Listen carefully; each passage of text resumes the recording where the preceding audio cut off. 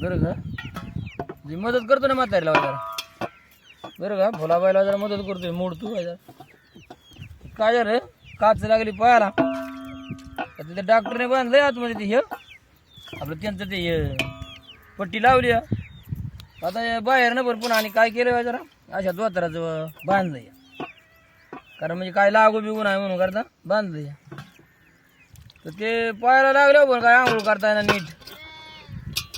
लई जाऊ गोडे काच लय शिरली पायात